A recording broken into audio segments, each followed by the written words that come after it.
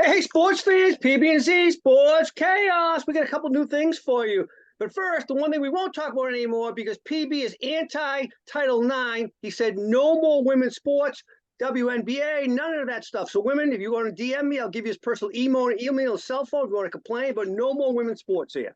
But we have to say one thing about the World Series because who saw this one coming, right? Yeah, Texas and Arizona. I can't believe Arizona was the worst team going in the playoffs, run differential in the year. They're like neg 47 or something like that. And It's the here they first are in time the ever in World the Series. World Series, a team that was represented with negative run differential, and it's the third worst record, 84 wins going into a World Series. And one other fact, little DYK, it's the first time that both teams came off 100 plus losses within the last 2 years. A 110 for Arizona 2 years ago, 102 for Texas. Imagine. And now it seems like Texas has a clear path to win this thing because they've been playing so well. But how can you count Arizona out? I thought Philadelphia had a clear path. So, to your point, how can you count Arizona out, right? I Uh, mean, hopefully it's a good World Series. I mean, those are epic world. That's the first time I think we've had both LCSs go to 7 games at the same time. So you had epics, and both of them were comebacks. yeah. I And think by I the heard way, today was the Texas fourth. playoff against Houston, no one won a home game. Oh wow. Yeah. So a Yeah. lot of stuff happened that we haven't seen. It's made it exciting. Although I guess at the end of the day, people aren't excited about the two teams. Maybe we'll see. But all right, hey, let's talk a little college football because we're starting to get closer to weeding out the fakes and who's the strong. I got a little take on this thing. We had a little go back and forth on text last week with G Money. I don't see the Big Ten or the ACC both getting in. I don't see Florida State and Ohio State and Michigan all in this thing. I think one of those three only get in, if anything, but one of only those three. What do you think? Yeah, I would agree because you gotta consider SEC. You're gonna have at least one, and the Correct. Pac-10. I mean, that they're looking strong with teams like Washington and Oregon. Obviously, Pac-12, Yeah, soon to Pac-12. be the two pack. Yeah, I and mean, by the way, we're going to pick one of those games again this week because we have another epic matchup with Oregon and Utah. right? They've been the most exciting conference so far. Don't you agree? Yeah. Oh, for sure. Yeah. Oh, yeah. And what happens if OU runs the table, right? I mean, there's things here that right. It's hard to say that. I just can't wait till this thing goes to 8 teams because then it will be a little bit clearer of a picture every year. And by the way, Ohio State beat Penn State last week. They won by 8. Was not an impressive game at all. A little bit of a snooze fest. Thank God OU was on at the same time. I kept on flipping back and forth. And there was one other game going as well. I kept on flipping back and forth. But I wasn't impressed. And you know what? Because of that, we're going to pick a game that featured one of those two teams from last week, Penn State and Ohio State, in a spread that I just find incredible after what I saw on TV last week. So we'll talk about that in a minute. Uh, but the other thing that's got me really interested is Florida State. They beat Duke. They had to come back to beat them. Riley Leonard got knocked out. I don't think Florida State runs the table. I just got a funny feeling someone's going to upset them in the ACC. I think they are. So we'll see. All right, let's make some picks. Let's start out with my OU. They're a 10-point favorite. They barely escaped against UCF last week, but they did win. They go to Kansas. Kansas has a pretty good quarterback. OU's a 10-point favorite. I'm going to tell you right now, I can't pick them. They're going to win the game, but they're not going to cover. Yeah, it's interesting. I mean, Kansas is obviously having a decent season. 10 points is a lot, though. Um, At Kansas, yeah, by the and way, it's and they at got a Kansas. good That that quarterback, Jaden Daniels. that close win last week to UCF, does it hurt them? Or does it make them bounce back? You look at Florida State, you've been kind of bad mouthing Florida State ever since they barely beat BC by 2 points. Similar situation. Actually, it was the same exact score, 31-29, Yeah, yeah. that they beat UCF and they had to come back to do it. But I don't know. I think this I look at this and I feel like that trap game situation again, that trap spread again by Vegas. So I'm going to lay the 10 here. I think OU's the more Okay. talented team. Ooh, I on the don't think it road. matters All that they're right. on the road. I think they cover the spread. So UNG can take Kansas. I'll take Oklahoma. All right. Let's go to that big one in the Pac-12. Number 8, Oregon has to travel to number 13. Is it 8 Oregon? 7 Utah. I'm sorry, number 7 Utah. Utah just crushed USC. Oregon is a 7-point favorite in this game. What do you think? Yeah, and I think they're favored because of their quarterback play. I mean, this team's a couple plays away from being undefeated still. I mean, that game against Washington, they had a lot of opportunities to win. And they couldn't do it. So, Bo Nix is 19 touchdowns and 1 pick on the year. He's throwing for over 2,000 yards. Utah is coming off that win against USC, and I think that was a big win for them. I think they have nothing to do except let down from that. And I think Oregon is one of the better teams in the Pac 12, 10, 2, 4, whatever we want to call it right now. But I'm going to lay the points again here. And you know what? I've been really sucking lately in college. I'm 0-7-1 in the last 2 weeks out of the 8 picks. So I haven't even won a game in the last 2 weeks. And a lot of it's because I've been taking these road teams. And here I am again, taking 2 road teams to start off. So am I confident in my picks? No. But that's who I'm picking. I got to tell you, I'm with G-Money. I got Utah as well. This game was 6.5 points at the beginning of the week. I might have taken Oregon at 6.5. Utah's the real D. They have an unbelievable defense. They'll stay within 7 easily in that game. It might probably be a push, if anything. So we'll see. All right. This one I'm picking because what I saw last week, Penn State has no offense. They were a 32-point favorite against our buddy Ricky P's Indiana team, who's not very good at all this year. But I can't see Penn State even scoring 32 to cover that spread. I'm sorry, but this is the lock of the week. If I was a real bettor, I would be betting this game in favor of Indiana to cover against that 32-point spread. Yeah, just don't be, fooled by the fact that Ohio State defense is really good. Penn State has played teams that aren't that good this year, like Indiana, and put up monster points. So they haven't scored over 35. They haven't scored over 32 all year. Who? Penn State? Oh, yeah, I don't think they have. Oh, absolutely they have. They beat UMass 63-0. Oh, all right. Well, does that count, really? There's one game, but they scored in the 40s a couple of times. I think they beat Northwestern, and they scored in the 40s.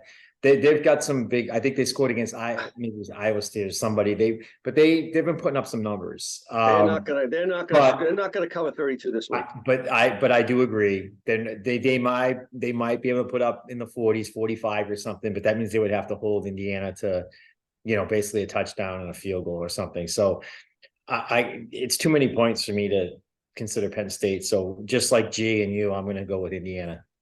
All right, let's go to the ACC.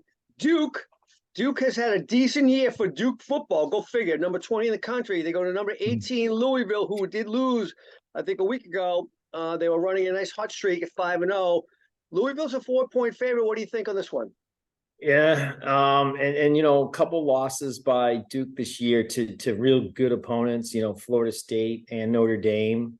But Louisville beat Notre Dame, right? So if you use the A plus B equals C theory, you should be taking Louisville in this game. They are home. Point spread's not too bad, but I'm liking the points with the dog here. I'm going to take Duke.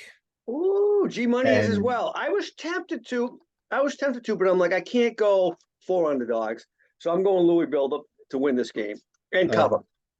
All right. Well, I took 4 road teams 2 weeks ago. I took 3 out of 4 road teams last week, and I took 4 road teams again this week. So I think I'm heading for an 0-11-1 for 3 weeks here if everything kind of comes true here.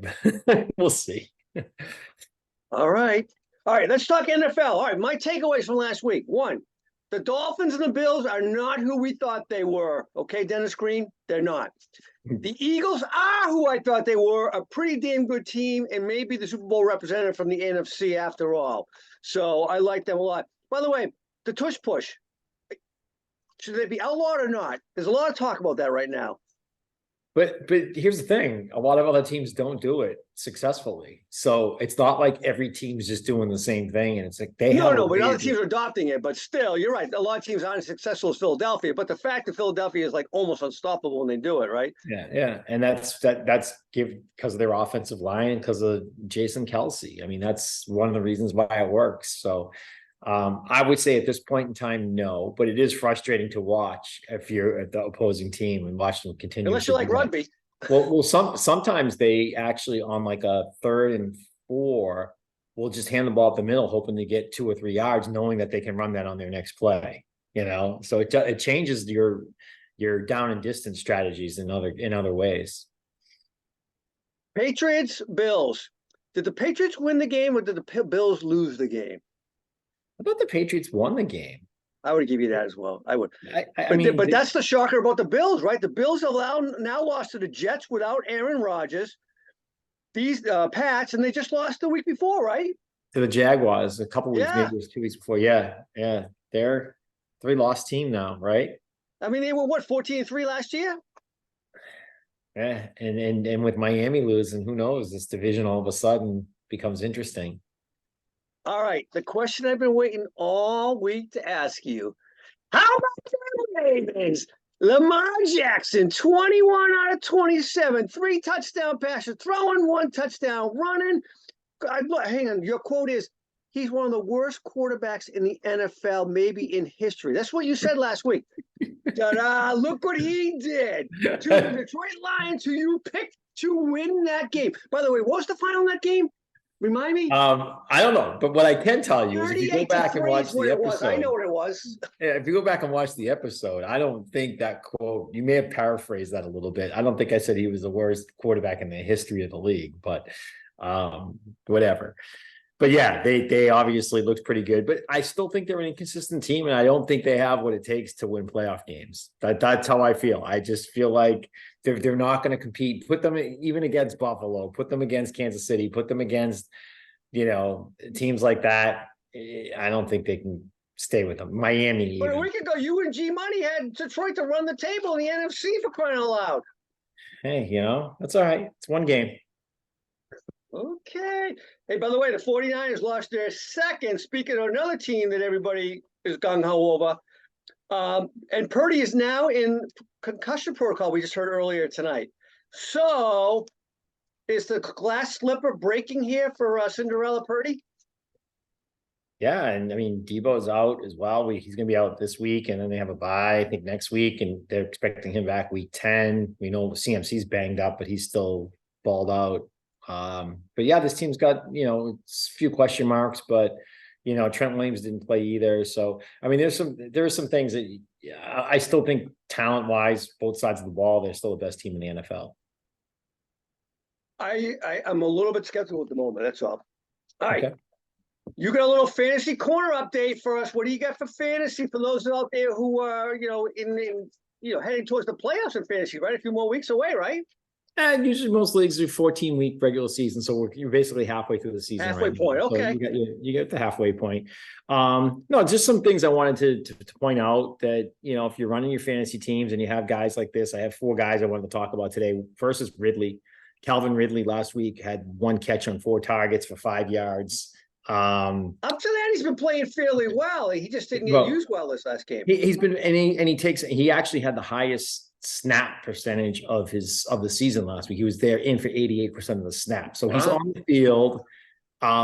Maybe it was just the scheme, and maybe he was covered and they just couldn't, but I'm not going to let that game deter me from starting him again this week. Pittsburgh is the second to worst team in the league, allowing points to wide receivers in fantasy. So I think, to me, he's a start for you this week. Someone who I would temper expectations on and probably sit this week is Kyle Pitts. Last week he had 3 catches on 4 targets for 47 yards. But they're playing a team in Tennessee that has allowed the 7th fewest points to tight ends in fantasy. So they're strong against tight ends. The 2 previous weeks, it looked like Pitts was getting together. He got his first touchdown of the year. He finishes the tight end 3 weeks ago. And then 2 weeks ago, he finishes the tight end 8. So everyone's like, okay, let's go. But I think he comes back down to earth a little bit here. So I would sit him. Another situation I'm monitoring is the backfield in Minnesota.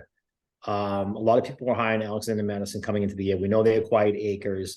You're seeing Akers slowly start to take over that backfield. And last week actually had more carries than Madison in that game.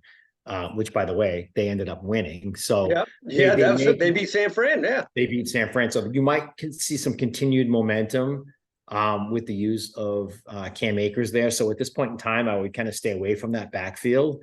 not start either Akers or Madison. Let's really figure out what's going on, as long as you have other good options in there.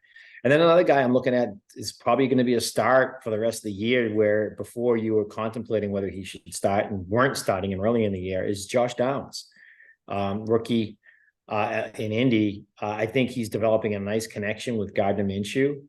He's had touchdowns now in 2 consecutive games. He was the overall wide receiver 4 last week. So here's a guy I think that's starting to come into his own and make his presence known in Indy. So I'd give Josh Downs a nod week in and week out as far as, All right, I have a big question for you. What about Pucha? The Los Angeles Rams wide receiver that's just been going crazy. Oh, Puka. Yeah, Puka Nacua.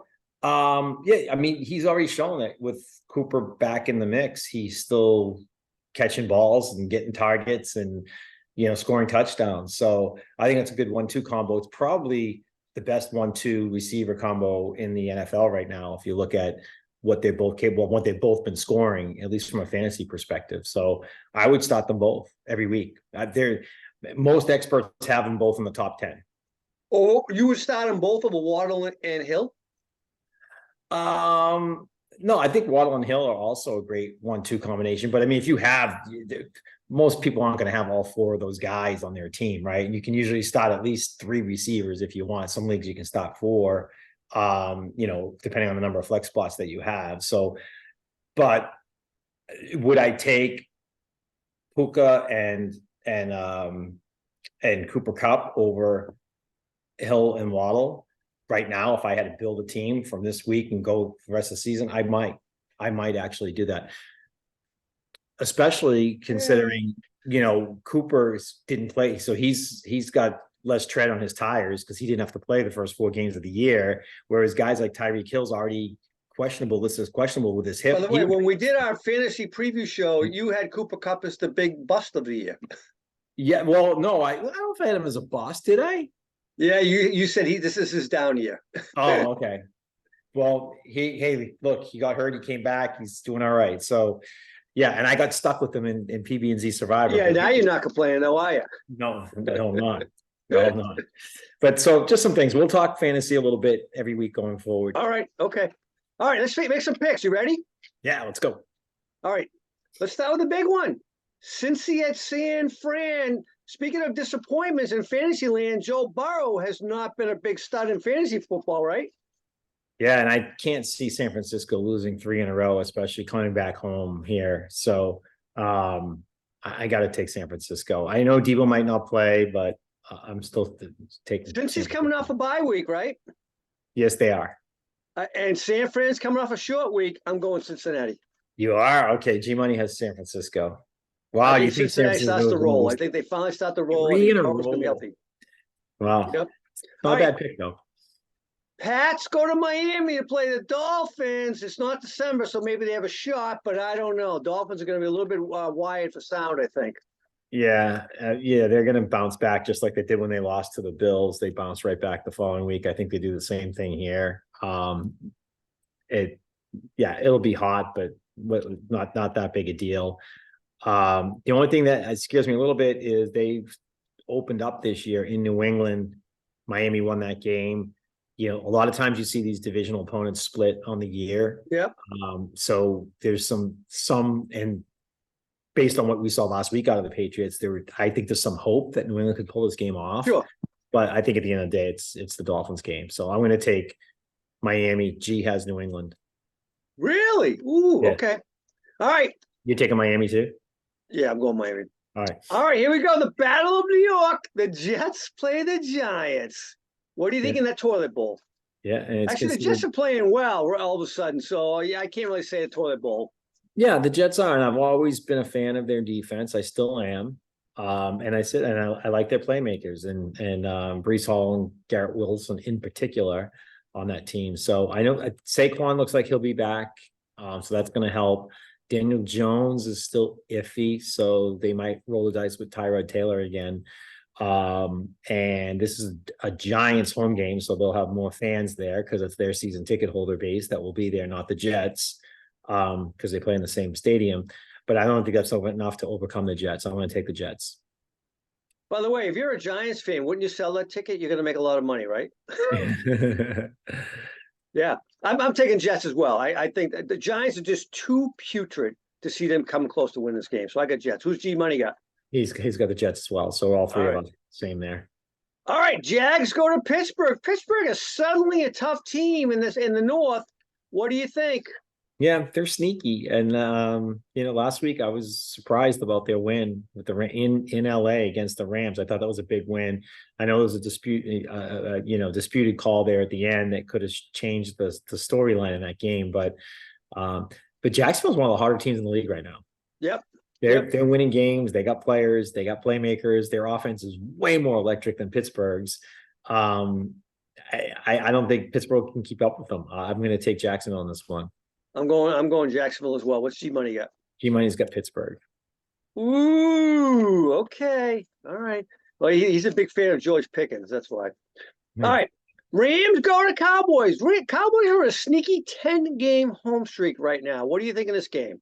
Yeah. I know I would feel much better about this game if LA won last week, but I hate when those teams lose games they probably thought they could win and then they get all fired up. So that part of it scares me a little bit, but in the end of the day, Dallas is the better team. Dallas should win this game. Coming off a bye as well. Yeah. I got the Cowboys. Me as well. What's G Money got? G Money does too. So we're all three the same there. All right, this last game, I honestly do not have it checked off yet. I have no idea about Browns at Seattle. Browns showed a lot last week, but in reality, they shouldn't have won that game. Two horrible calls at the end, the pass interference and the other defensive call on the same guy. Yep. Shouldn't have been called. The refs had a bad week last week. Let's just admit the refs had a bad week last week. Seattle, by the way, I'm thinking Geno Smith's having a good year like he did last year. He's up and down. I had a conference call with some guys from Seattle yesterday. They absolutely hate Geno Smith. They would love to get him out. They would like to have Russell Wilson back, they said. And I'm like, whoa, okay. Yeah, Geno's been up and down this year. He's not the same Geno from last year for sure. And then the thing that's confusing too about Cleveland is 2 weeks ago, they absolutely held down San Francisco. And then last week, they let up 39 points to Gardner Minshew in the Indianapolis Colts. So which defense is going to show up for this game? But I think if they can disrupt Geno, keep him, off his, first and second looks and confuse him a little bit, which they can do with that defensive line. We know Myles Garrett's probably one of the top edge rushers in the league. That's big. And then their run defense is also strong. And Kenny Walker is really the recipe for them, their ground game with Kenny Walker. So if they can shut that down too, they have a legitimate shot to win this game. If it was in Cleveland. Is Deshaun playing? Have we heard yet? I know Deshaun is out. Deshaun is definitely out. Deshaun is out. I'm going to Seattle. So they could win this game if it was in Cleveland, I think. Because it's in Seattle, I'm not sure where I want to go with this one, but I'm going to just. It is the Monday night game, right? No. Oh, okay. No, Detroit and Vegas is the Monday night game. Oh, that's right. Yeah. The snooze fest. Okay. I'm still taking Seattle. The 12th man is going to be alive that day at 4 o'clock. Yeah. And same thing with me. I was kind of back and forth. I didn't know where to go. So I'm going to submit to the home team here and take Seattle. I don't like it, but I'm going to do it. All right. Your new segment you want to introduce this week, your third and long and fourth and inches. Tell the fans what this is all about. Yeah, so third and long and fourth and inch is pretty simple. On third and long, we're going to pick the two teams that we think, or the two games, right? I'll pick a game, you pick a game that we think is going to be the biggest blowout of the week.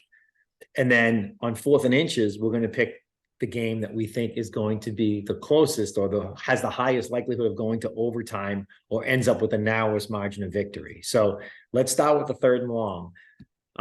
My pick for third and long this week is the Chiefs and the Broncos. I know it's in Denver, but we've seen how susceptible that defense can be. And with the Chiefs offense and Patrick Mahomes, I think they score willingly on Denver, and Denver can muster up maybe a couple touchdowns or so, but I can see this game easily 3 touchdowns or more.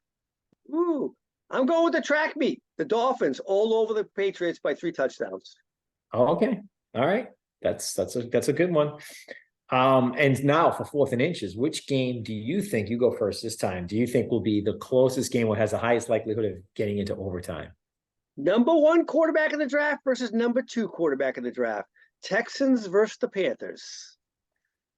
Oh, it's in Carolina. That game, Carolina's probably looking at this and saying, hey, let's get our first win of the year here. I do like that one. That's a tough game to pick. But I went in a little bit of a different direction. I have the Saints at the Colts as my narrowest game. I think the Colts will let down a little bit from last year. I don't think they're going to put up the same 39 they did on Cleveland. They're playing on a tough defense, but I think that's a touch and go game all the way. So that's my pick. Okay. Oh, all right. That's a good one as well. All right, man. All right. I like it. 3rd and long, 4th and inches. We'll see. All All right. right, my man. Talk to you soon. Take care. All right. Sounds good.